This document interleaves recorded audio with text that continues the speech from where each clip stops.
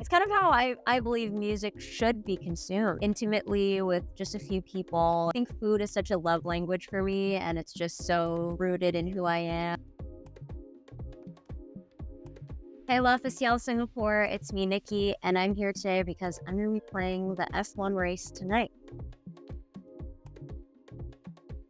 I actually, I'm from Jakarta, so I grew up kind of like bouncing around Jakarta and Singapore. It's like the closest little vacation destination, right? So I have a lot of memories of Singapore.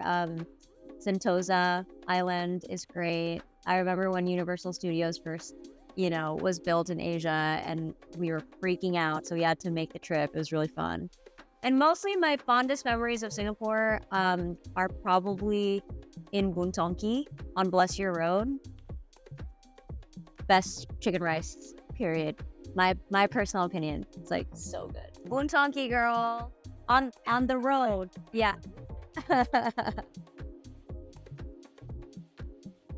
Touring has been really fun. We've been flying everywhere, so it's very go, go, go. It's both tiring and yet so energizing at the same time because you're traveling the world with your friends and you're playing music together, and it's great. An album that I listen to pump myself up. Honestly, I've been listening to the new Olivia Rodrigo record. Great pump up record for sure. Girl, I like to eat, you know what I'm saying? I just be traveling around, okay, where do we eat? Where do we go for lunch? Where do you go for dinner? I don't know. I think food is such a love language for me, and it's just so rooted in who I am and how I like to experience the world. Sometimes I like to take a good bath. There's bathtub at the hotel. Luxury. Just everything. All the feelings, all the experiences just soaking in there. This is my first F1 ever. I am so excited. It looks so sick, and I'm just so honored to be a part of a super cool lineup. And yeah, I'm really excited. I actually don't really know what to expect, but I think it's going to be an awesome one for sure. Yeah, I think, appearing on Tiny Desk was definitely, I manifested it. It definitely felt like a pipe dream for a long time where I was like, they're obviously very selective with who gets to play a set. And so when I heard, I was just so over the moon, couldn't believe it. And yeah, it was actually like a really cool experience. It was very intimate and live, and, there were a lot of flaws during the it's not like a perfect take, and that's kind of the magic of it, right? And it's kind of how I believe music should be consumed. It's just like intimately with just a few people, and you're just kind of sitting in a living room together. You know what I mean? It's the best way to hear music. I chose those 4 songs, I think, because I don't know, they're my favorites. And I think they also are some songs that transpire really well live and in that kind of setting. I would just say try to get out of your head and just be more present in the moment, I think we tend to just ruminate as human beings on the what if instead of the what is.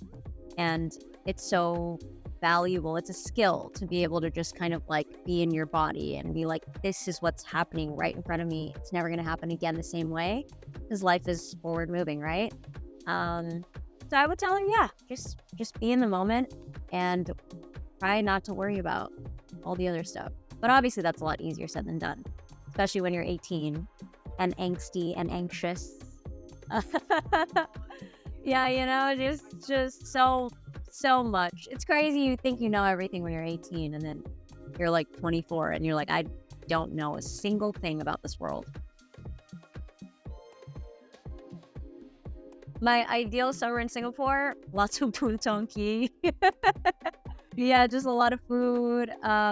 What else? Gardens by the Bay is so cool. It's so cold in there, but it's so amazing. Yeah, I would definitely hit up Gardens by the Bay. I would go to Sentosa. I love going on the luge. The Skyline Luge is so fun. Like, truly some of the best, like, one of the probably most fun things that I've ever experienced in my life. Like, it's really fun. So I would do that. What else would I do? Hit up Boat Key, chill, you know? Yeah, Singapore is cool. And just probably Orchard Road, classic. A little shopping, a little just perusing, you know? And what are those, the ice cream sandwich truck? Oh my God, it's so good with the bread. I would hit that up like twice a week. No, absolutely not. It was not something that I had ever, imagined would be possible for me. Especially, growing up Asian, I didn't really see a lot of myself, out there. And so there was no framework for like what success could look like for somebody like me in the music industry. And so I think I'm definitely still kind of like treading uncharted waters right now. And it's also my own kind of journey that I'm still kind of navigating. And it's so exciting and it's daunting and exciting all at once. But I think my whole thing is just to sort of like pay it forward. And I want the next generation of little kids to kind of see me and not even question it. Be like, yeah, it's normal to see somebody like me. Yeah, there's Nikki. There's all these people that look just like me. Why can't I do it? And I think that's the most important thing for me.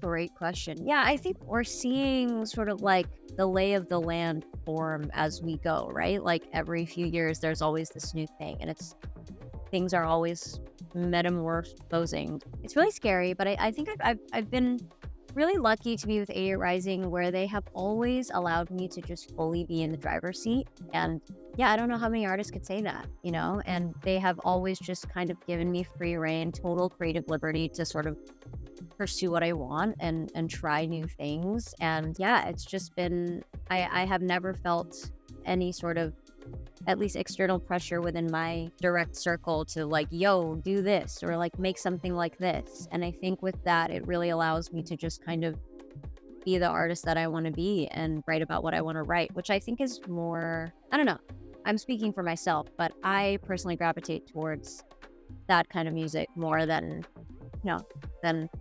other kinds of music. Yeah, it's basically still the same. Yeah. I kind of write about what I want to write, and I don't really think about anything else. Yeah.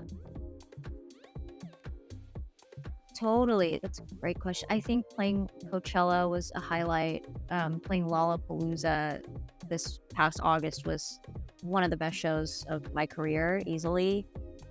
Yeah, and then literally like, 2 nights ago, I just played my first headline arena show in Manila, and it was sold out, and I had never played an arena before. That was, like my show. So that was just such a beautiful milestone. Like you could really feel the love for, between me and them to me. It was very palpable, and it was just a really magical night. So yeah, I would say right now, those are kind of like the fresh out the oven, just like new highlights. But there have been so many highlights throughout my career. Girl, that was the most on-key crowd. They, every song, they were just singing so on-key, harmonizing, doing all the riffs. I was like, y'all should just do my job. Y'all should just do this instead of me. Great question. When I land in Jakarta, immediately I go home to my parents' house, and I have ayam goreng, the best, Indomie, and also pisang goreng, just like fried, banana fritters. So good. Those are like my 3 staples. The Holy Trinity, yes, girl. So yeah, I that's the first thing I look forward to, and then obviously squeezing my family, because I miss them. And then when I land in LA, what do? I check on my garden, because I have a garden in my house in LA. And so the first thing, it's just like, I can't think about anything else. I have to go look at the garden right now. Wow, that is a question. I think I'm still figuring it out. I think I can speak for a lot of artists in that there's no rules, right? There's not one formula of doing the right thing. And I think for me, what is so important to me all the time is just authenticity and sincerity. People are smart, and people can really pick up on when things feel contrived or when things feel really calculated. And I try to just not be that. And I think my fans can can also pick up on that when and I try to just post photo dumps about like, I don't know, like that's kind of, yeah, it's like, this is what's been happening in my life lately. And I think that's just the kind of content that I personally gravitate towards, because it's like, remember when Instagram was just like, this is what I'm doing, here's my coffee today. And then, yeah, I think there's something really charming and sweet about that I try to sort of like keep alive to some extent. Parasocial element is definitely really interesting. And I think that's something that like, we're all still learning as we go. And, but yeah, social media can also be really sick in that, like, we get to connect, and we know, we know what's going on in every corner of the world, and we're connected, and it can be a gift as well. Yes, I am working on new music. It's definitely a slow burn because I'm on tour right now, and so I'm just kind of like loosely writing. But yes, stay tuned. There will be new music at some point. I'm notoriously very tight-lipped about, what I'm working on. To my Singapore fans, just thank you guys so much. Your support has been, just ever constant throughout the years. And I really, really love being here, and I really love the spirit of Singapore. So thank you so much for always being so welcoming and sweet all the time. Bye, Love FCL Singapore. Thank you so much for having me. My name is Nikki, and yeah, hope you guys have a great one.